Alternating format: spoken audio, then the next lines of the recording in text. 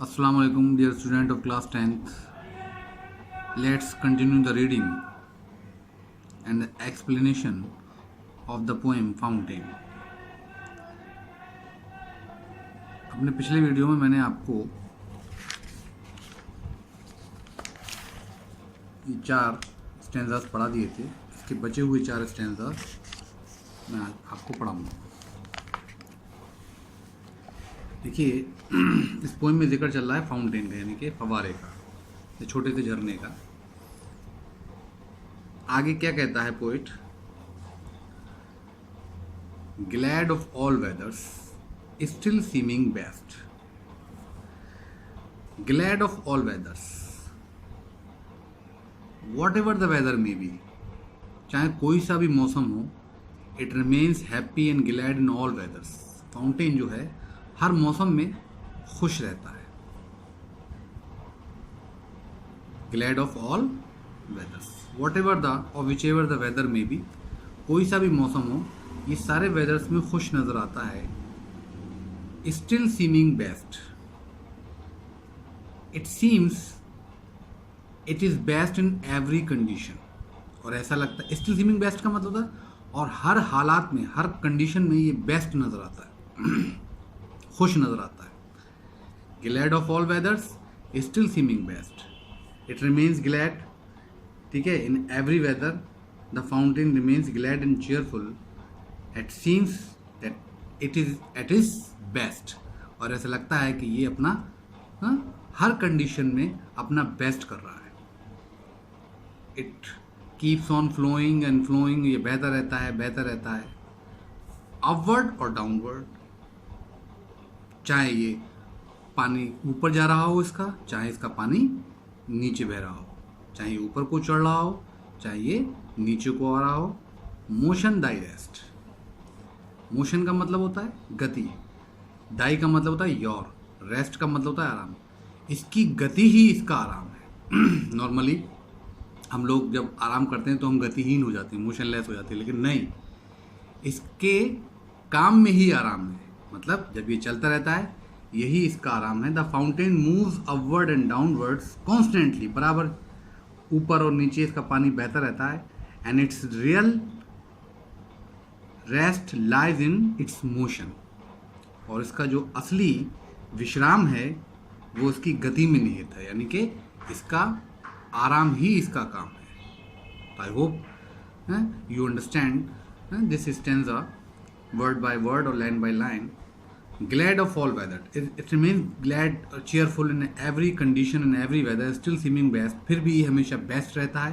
It remains best in each and every condition, and the water of the fountain moves upward, sometime upward, sometime downward, and motion thy rest, and motion is your rest। मतलब क्या है कि its motion, its rest lies in its motion। इसका जो आराम है वही इसका, जो इसका काम है वही इसका आराम है। तो इससे हमें ये पता चलता है कि जिस तरीके से फाउंटेन आगे बढ़ता है और जिस तरीके से इसका पानी आगे बढ़ता है, नॉर्मली हम लोग काम करने के बाद एग्जॉस्टेड हो जाते हैं, थक जाते हैं। ये थकता नहीं है, इसको चलने में ही मज़ा आता है और हर हालात में ये खुश रहने की कोशिश करता है। चाहे कोई सा वेदर हो, चाहे जाड़ा हो, चाहे गर्मी हो, चाहे बरसात हो, बस ये है कि इसके पानी का फ्लो घटता बढ़ता रहता है, लेकिन ये चलता रहता है। जाड़े में थोड़ा कम हो जाता है, गर्मियों में कम हो जाता है, बरसात में बढ़ जाता है, लेकिन it keeps on moving and moving. ठीक है, आगे देखिए, आगे देखिए, full of nature, and it is full of nature. ये नेचर से भरा हुआ है, इसमें आपको एक से एक खूबसूरत नज़ारे इसके पास देखने को मिल सकते हैं। ये नेचर से भरा हुआ है, प्रकृति से भरा हुआ है। ठीक है, नथिंग कैन टेम, टेम का मतलब होता है पालतू बनाना या रोकना।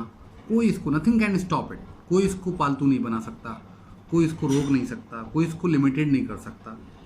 ठीक है, the fountain remains ever the same.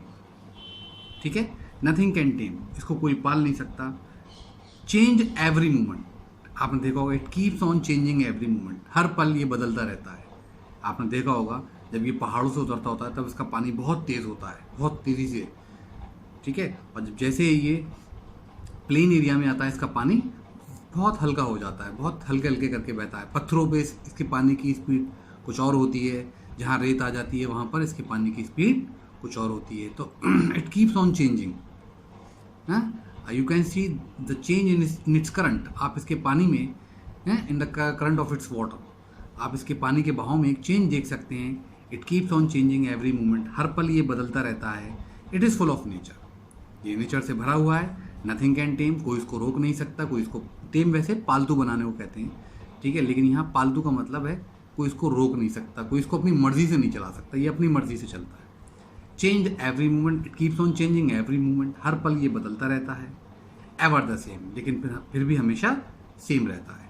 तो कहने का मतलब ये है, the fountain remains ever the same because water goes up and down with a measured quantity.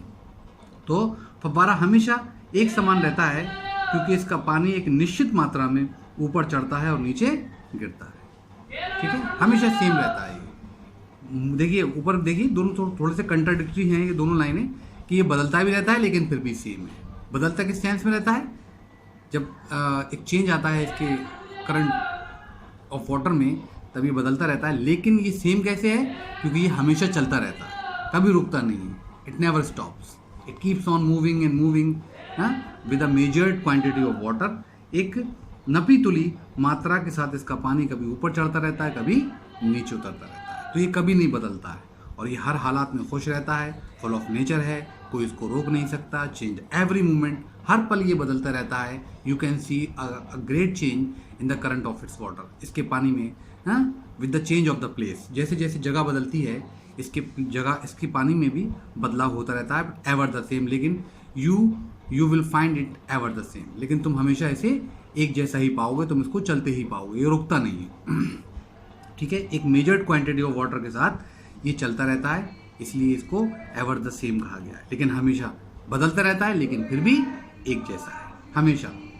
It keeps on moving with the steady current of water, ठीक है, ये हमेशा चलता रहता है एक क्वांटिटी, एक मेजर्ड क्वांटिटी ऑफ वाटर के साथ, एक निश्चित मात्रा में पानी को लेकर ये चलता रहता है, ठीक है। आगे देखिए, सीजलेस एस्पायरिंग, सीजलेस का मतलब जो रुकती नहीं, ठीक है, और एस्पायरिंग का मतलब होता है एक उम्मीद के साथ, ठीक है। With ceaseless aspiring it keeps on moving, ठीक है। एस्पायरिंग का मतलब ऊपर उठते जाना भी होता है, बट सीजलेस एस्पायरिंग का मतलब होता है it keeps on moving upward, ये हमेशा, ठीक है, ऊपर की तरफ चलता रहता है, ठीक है, हमेशा ऊपर की तरफ चलता रहता है। सीजलेस कंटेंट, और कंटेंट का मतलब यहाँ पर जो होता है वो होता है संतुष्ट होना। कंटेंट का मतलब होता है संतुष्ट होना, यानी कि it is satisfied with this position. Ceaseless content, he is satisfied, बिल्कुल ऐसा लगता है कि बहुत संतुष्ट है अपने आप से। And it keeps on moving, और ये हमेशा आगे बढ़ता रहता है। The fountain is always aspiring yet content, फव्वारा हमेशा जो ऊपर उठता रहता है फिर भी संतुष्ट है। देखिए हम अपनी ज़िंदगी में कभी तकलीफ़ें परेशानी आती हैं तो हम कभी कभी सेटिस्फाइड नहीं दिखते हैं, कि हमें लगता है कि हम बहुत तकलीफ़ में हैं, परेशानी में हैं, ठीक है, हमें ज़िंदगी की हार्डशिप्स को फेस करना पड़ रहा है। लेकिन आपने फव्वारे के अंदर ये खासियत देखी होगी, सीजलेस एस्पायरिंग है, although it keeps moving all the time but it remains satisfied with this position and with this job, with this work. अपने काम से बहुत खुश है, उसे इस बात की कोई शिकायत नहीं है कि उसे मेहनत करना पड़ रही है, उसे पथरीले रास्तों से गुजरना पड़ रहा है, कभी उसे ऊपर चढ़ना पड़ रहा है, कभी उसे नीचे उतरना पड़ रहा है। बिल्कुल इसी तरीके से इंसान की ज़िंदगी में होता है कि जब हमारी ज़िंदगी में तकलीफ़ें आती हैं, परेशानी आती हैं, तो हम सेटिस्फाइड नज़र नहीं आते, हम कंप्लेंट करना शुरू कर देते हैं, but it never makes any complaint, लेकिन ये कभी कोई कंप्लेंट नहीं करता है। Ceaseless aspiring, it keeps on moving ceaselessly, बिना रुके ये आगे बढ़ता रहता है। And ceaseless content can be seen in the current of its water, और एक संतुष्टि देखी जा सकती है, एक तरह का कंटेंटमेंट देखा जा सकता है इसके पानी के फ्लो में, कि ये हमेशा अपनी पोजीशन से, अपने काम से हमेशा संतुष्ट रहता है, कि जो काम ये कर रहा है वो बहुत ईमानदारी के साथ और बहुत खुशी खुशी उस काम को करता है। तो कहने का मतलब ये है कि fountain is always aspiring yet content, हमेशा एस्पायरिंग होता है। एस्पायरिंग मतलब जो चीज़ें आगे बढ़ती रहती है, ऊपर उठता रहता है, फिर भी क्या रहता है, संतुष्ट रहता है, satisfied. He is always satisfied with what it is doing, जो वो कर रहा है उससे वो बहुत खुश है, अपने काम से बहुत खुश है, उसे कोई किसी तरह की शिकायत नहीं है। डार्कनेस और सनशाइन, ठीक है, चाहे डार्कनेस हो चाहे सनशाइन हो, दाई एलिमेंट। तो कहता है कि डार्कनेस और सनशाइन, दाई का मतलब तुम्हारा और एलिमेंट का मतलब होता है, ठीक है, जिस चीज़ से वो बनी होती है कोई चीज़ उसको उसके एलिमेंट कहते हैं। तो फाउंटेन का एलिमेंट क्या है, the element of the fountain are darkness यानी कि नाइट एंड द सनशाइन यानी कि डे। तो दिन और रात जो है वो फव्वारे का प्राकृतिक वातावरण, दिन और रात यानी कि अंधकार और प्रकाश क्या है, फव्वारे का प्राकृतिक वातावरण है। दाई का मतलब योर एलिमेंट यानी कि किसका एलिमेंट, ठीक है, ये एलिमेंट का मतलब यहाँ प्राकृतिक वातावरण है। तो इसका प्राकृतिक वातावरण क्या है, डार्कनेस भी है और सनशाइन भी है, because it keeps on moving in both the condition, in both the time of the day, whether it is night और वेदर इट इज डे। दोनों हालातों में ये मूव करता रहता है, चाहे दिन हो चाहे रात हो। उसका ये मतलब नहीं है कि मैं दिन होगा तो चलूँगा, रात होगा तो नहीं चलूँगा। नॉर्मली इंसान क्या करते हैं कि दिन में काम करते हैं, रात में आराम करते हैं, ये कुछ नहीं करता। चाहे रात हो चाहे दिन हो, ये हर वक्त चलता रहता है, हर वक्त चलता रहता है, विदाउट मेकिंग एनी कंप्लेंट, बिना कोई शिकायत किए हुए, ठीक है, ये चलता रहता है, चलता रहता है। तो ceaseless aspiring, it keeps on moving upward without making any complaint and with lots of satisfaction, ठीक है, उसका खूब सेटिस्फाइड होता है अपनी जॉब से, अपने काम से, और कभी शिकायत नहीं करता है। डार्कनेस और सनशाइन दाई एलिमेंट, और जो एलिमेंट है इसका, जो प्राकृतिक वातावरण है फाउंटेन का, the elements of the fountain are darkness और द सनशाइन यानी कि डे और नाइट। तो it keeps on moving, it keeps on working in both the part of the day, in both part of the day यानी कि चाहे रात हो चाहे दिन हो, ये कभी काम करने से मना नहीं करता। ये नहीं कहता कि रात हो गई मैं रुक जाऊंगा, ये रात में भी चलेगा, ये दिन में भी चलेगा। तो ये हमें एक सीख मिलती है कि keeps on working all the time, अपनी ज़िंदगी में हमेशा काम करते रहो, आगे बढ़ते रहो, विदाउट मेकिंग एनी कंप्लेंट, बिना कोई शिकायत किए हुए, ठीक है। तो बिल्कुल हमें इससे पोइट जो है हमें एडवाइस करता है इस पोइम के थ्रू कि बिल्कुल हमें किस तरह से होना चाहिए, हमें फाउंटेन की तरह होना चाहिए। जैसे वो हर चीज़ से सेटिस्फाइड रहता है, किसी भी हालात में वो रह रहा हो, किसी भी कंडीशन में वो रह रहा हो, कभी वो किसी तरह की कोई कंप्लेंट नहीं करता, उसी तरीके से हमें भी हर हालात का सामना करना चाहिए बहादुरी के साथ और आगे बढ़ते रहना चाहिए। कोई भी वक्त हो, कोई भी टाइम हो, हमें हमेशा काम करते रहना चाहिए for the betterment of ourselves, अपनी बेहतरी के लिए, ठीक है। आगे देखिए, ये लास्ट स्टैंजा है इसका, ग्लोरियस फाउंटेन। यहाँ पर पोइट क्या कहता है, उसको ग्लोरियस फाउंटेन कह के बुलाता है। ग्लोरियस फाउंटेन मतलब fountain has been called glorious because it is very beautiful and impressive. इसको ग्लोरियस फाउंटेन क्यों कहा गया है, क्योंकि ये बहुत खूबसूरत है, बहुत ही ज़्यादा प्रभावी है, बहुत ही इम्प्रेसिव है, ठीक है। और देखिए, let my heart be, let my heart be, देखिए पोइट यहाँ पर कहता है कि मेरा दिल भी होने दो, मेरा दिल भी बन जाने दो, कैसा, फ्रेश, चेंजफुल एंड कॉन्स्टेंट, जैसे कि तू है, फ्रेश, चेंजफुल एंड कॉन्स्टेंट। तो now here poet wishes to be fresh, active, inspiring, constant like the fountain. तो पोइट कहता है, यहाँ पर पोइट विश करता है, यहाँ कवि चाहता है कि उसका दिल भी या वो भी बिल्कुल फव्वारे की तरह ताज़ा और उन्नति करने वाला और स्थिर होना चाहिए, कि मेरा दिल भी तेरी तरह हो जाए। Let my heart be fresh, changeful, constant. तो now here poet wishes to be fresh, active, inspiring and constant like the fountain. तो यहाँ पर वो भी चाहता है कि वो फव्वारे की तरह कैसा हो, एक्टिव हो, इंस्पायरिंग हो, कांस्टेंट हो, ताकि जो काम तू कर रहा है वो काम हम भी कर सकें और हमें तो उससे काफ़ी इंस्पिरेशन मिल सके, ठीक है। अपवर्ड लाइक दी, अपवर्ड का मतलब ऊपर की तरफ, लाइक दी का मतलब लाइक यू, और पोइट भी जो है वो अपवर्ड लाइक दी का मतलब ये ऊपर बढ़ना चाहता है, किसकी तरह, तेरी तरह। और मैं भी I also want to move forward और to move upward like you can. तो वो फव्वारे से क्या कहता है कि मैं भी तेरी तरह ऊपर की तरफ बढ़ना चाहता हूँ, उन्नति की तरफ बढ़ना चाहता हूँ। I also want to be a progressive in my life, मैं भी अपनी ज़िंदगी में प्रोग्रेसिव होना चाहता हूँ, मेहनत करना चाहता हूँ, ठीक है।